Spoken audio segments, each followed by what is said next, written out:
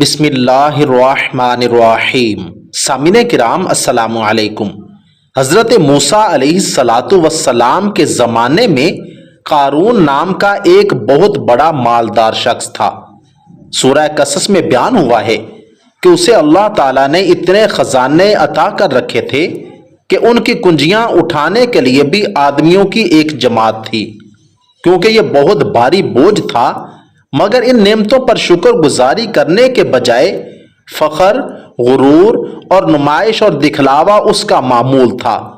اس کا کہنا یہ تھا کہ یہ مال اسے اس کے علم اور صلاحیت کی بنا پر ملا ہے۔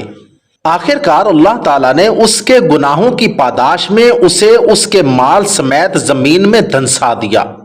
مال بلا شبہ اللہ تعالیٰ کی ایک عظیم نعمت ہے، لیکن اس نعمت کی حقیقت یہ ہے کہ انسان کو بطور آزمائش دیا جاتا ہے۔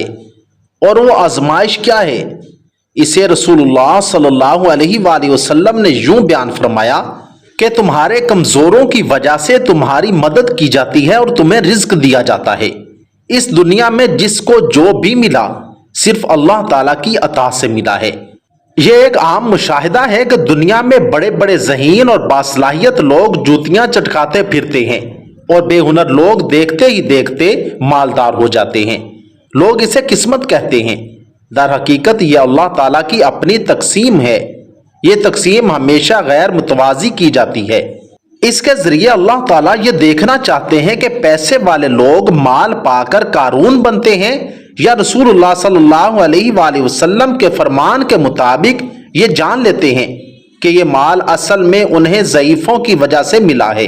جو لوگ قارون بنتے ہیں ان کا انجام بھی قارون جیسا ہوگا، لیکن جو لوگ اسے عطیہ الہی سمجھ کر غریبوں پر خرچ کرتے ہیں انہیں اللہ کے نبی کے ساتھ بسا دیا جائے گا۔